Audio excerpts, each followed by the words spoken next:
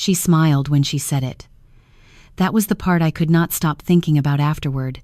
Not the words themselves, though those were bad enough. The smile, small and practiced, like she had rehearsed it in a mirror the night before and decided it was the right amount of polite. She placed her hand over mine on the conference table and said, "Margaret, we really think it's time for you to let the younger generation lead." I did not move my hand. I did not change my expression. I looked at her the way I have looked at difficult things my entire life, quietly, and with my full attention. My son was sitting 3 chairs down. He was looking at his coffee. I had built the company in a rented office the size of a walk-in closet. That was 31 years ago, 2 years after my husband passed and left me with a 12-year-old son, a mortgage that felt like a stone tied around my neck, and a severance check from the firm that had laid me off that covered exactly 6 weeks of expenses. I did not have savings.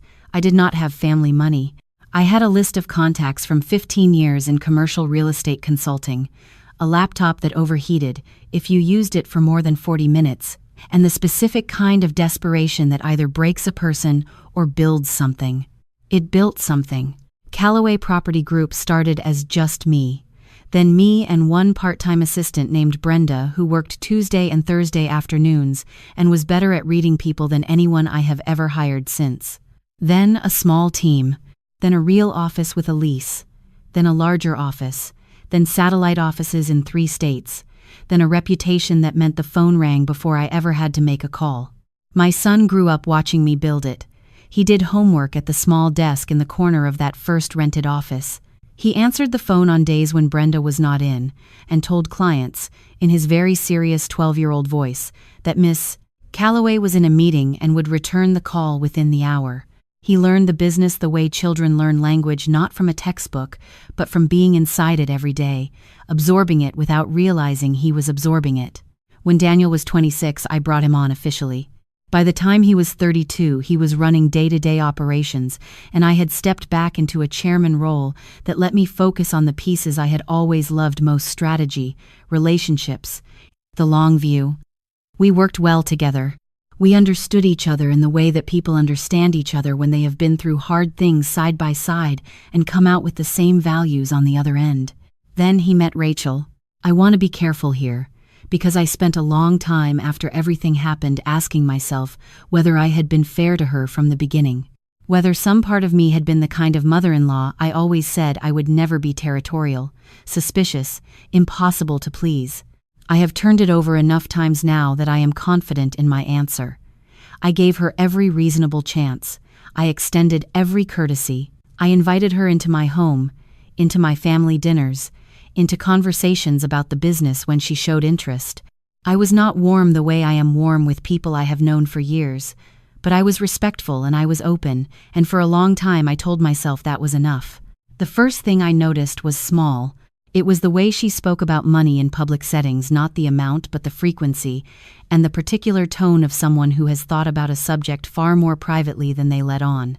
She would make a comment at dinner about a development project we were considering, and the comment would be casual, offhand, almost throwaway, but precise in a way that casual comments are not. She knew square footage numbers, she knew cap rates, she knew things that required time and intention to know, and she had apparently spent that time and intention without ever mentioning it. I filed it away and said nothing. The second thing I noticed was the way she responded when Daniel and I disagreed. In 30 years of building a business, I have had exactly one person in my life who understood what I was building well enough to push back on me productively, and that was Daniel. We disagreed often and loudly and without damage to anything between us, because the disagreement was always in service of the same goal. When Rachel began sitting in on certain meetings, I noticed she would wait until Daniel and I had reached an impasse and then quietly, almost helpfully, offer a perspective that aligned with his and undercut mine. Not argue with me directly. Just position herself as the reasonable middle ground that happened to be standing on his side of the line. I filed that away too. I am not a woman who acts on suspicion. I am a woman who watches until she is certain and then moves precisely. By the time Daniel told me he had proposed to Rachel, I had a fairly complete picture of who she was. What I did not yet have was proof of anything specific, and without that, I was simply a 63-year-old woman who did not like her son's fiancé. I had seen enough of those to know what it looked like from the outside. I was not willing to be that. So I congratulated them. I meant it. The way you can mean something and still carry a quiet dread underneath it. The engagement changed the texture of things in ways that were hard to name, but impossible to ignore. Rachel began attending more meetings.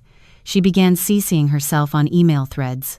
She began offering opinions in contexts where she had no formal role, and when Daniel did not correct her, the opinions began arriving with more frequency and more confidence.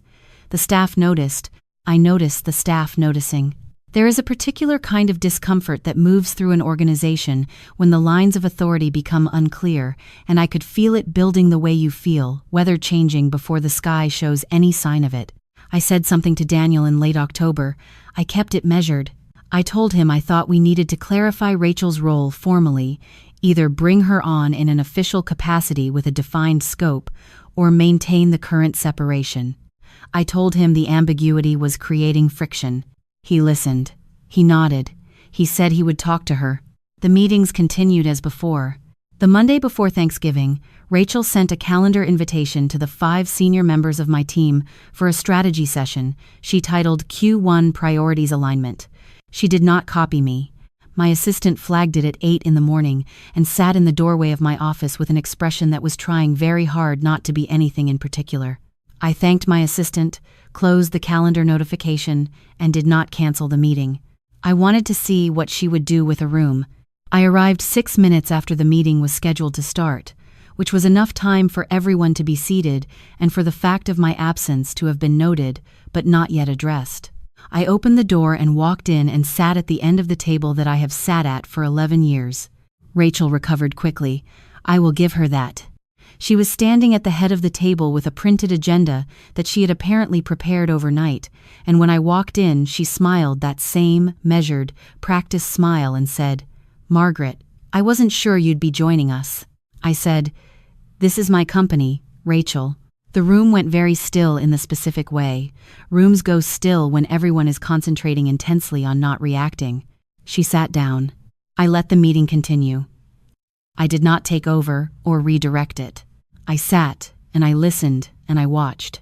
And what I watched was a woman who was very good at the surface of things, organized, articulate, confident, visually impressive, who did not actually know enough to be dangerous on her own, but who was.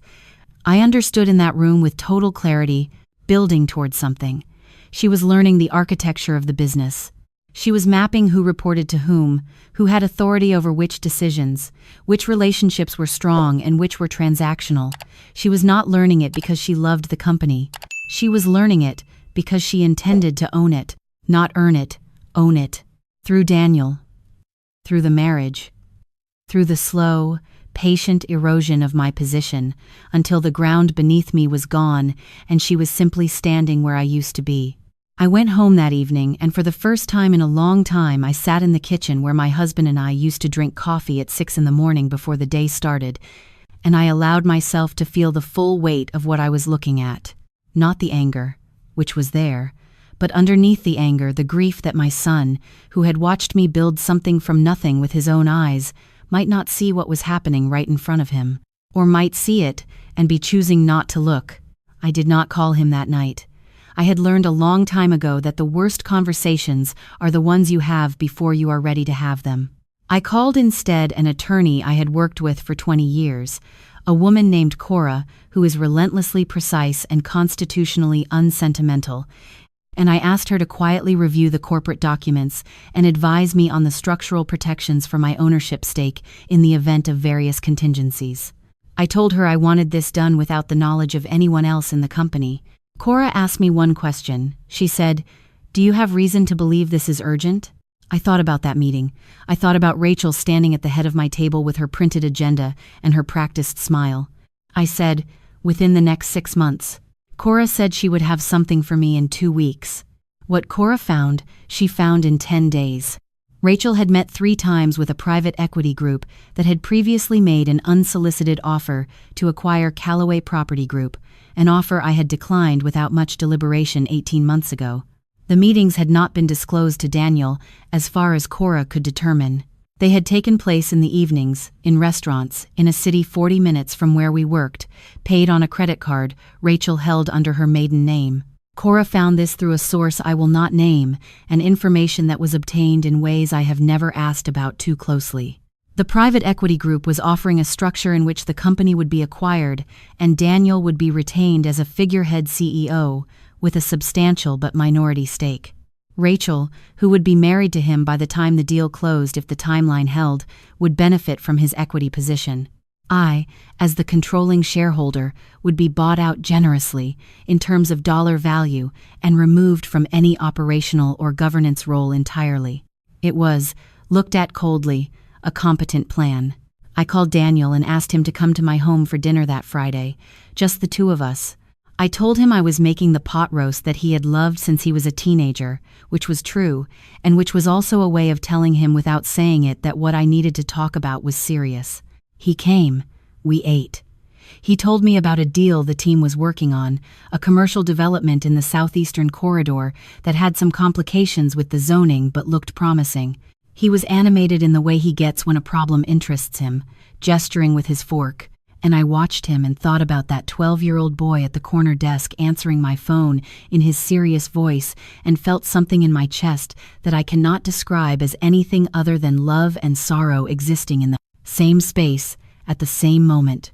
After dinner, I set a folder on the table between us. I did not say anything. I let him open it. He read for a long time.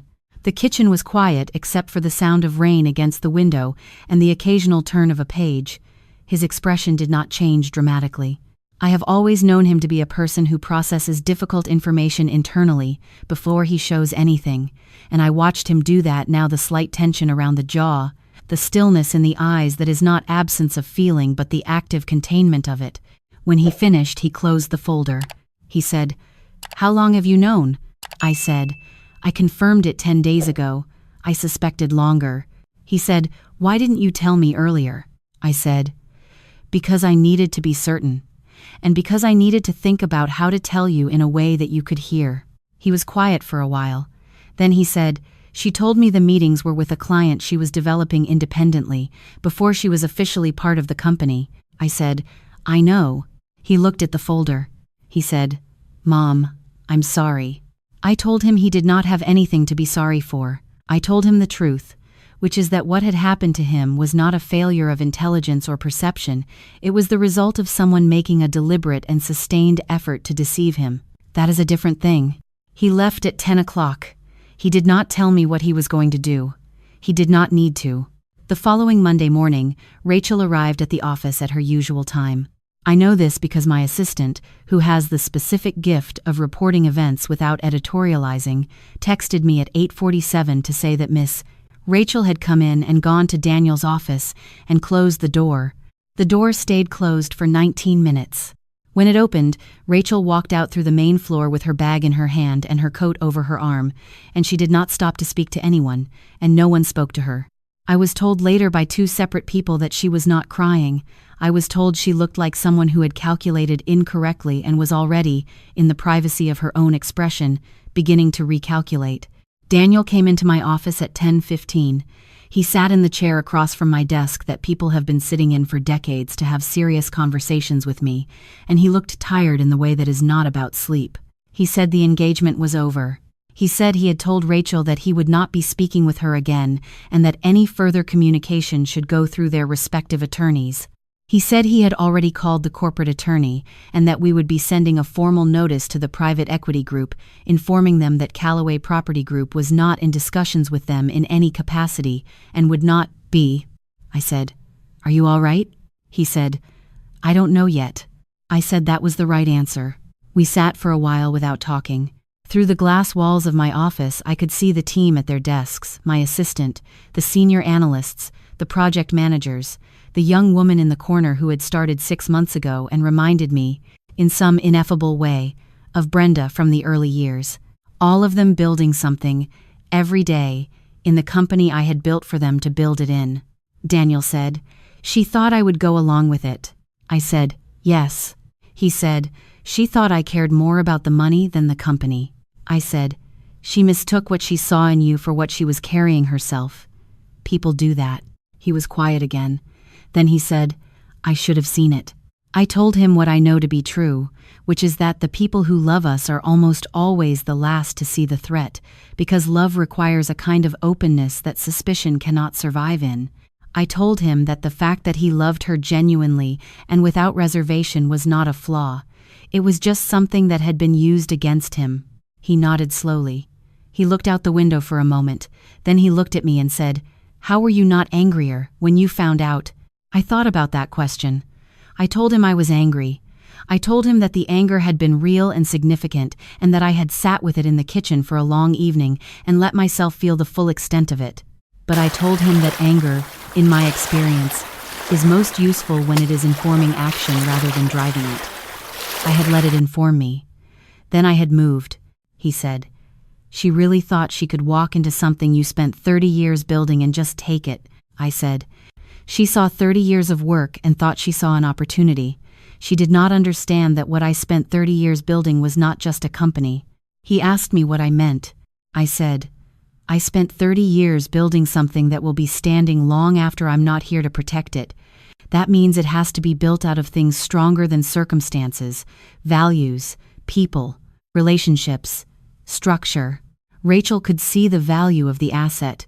She could not see what the asset was actually made of. I paused. She also underestimated how well I know how to wait. He smiled at that.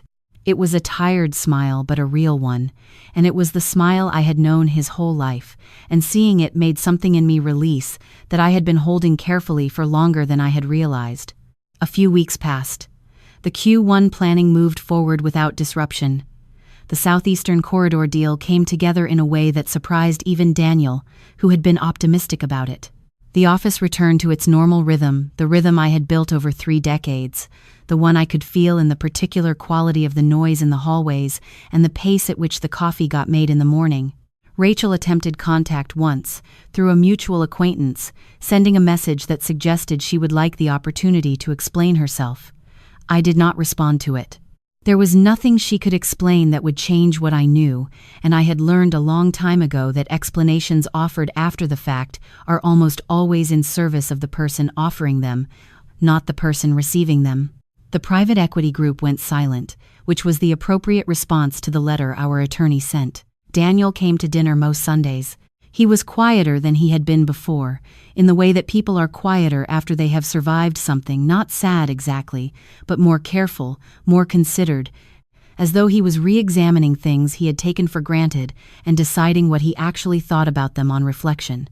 I have always believed that this kind of quiet, the kind that comes from having been wrong about something important, is one of the more valuable things a person can go through if they are willing to learn from it instead of just recovering from it. One evening in late spring, he was helping me clear the table after dinner, and he stopped in the middle of carrying a stack of plates to the kitchen and said, "Mom, I want to say something." I waited. He said, "I watched you build this for my whole life, and I thought I understood what that meant.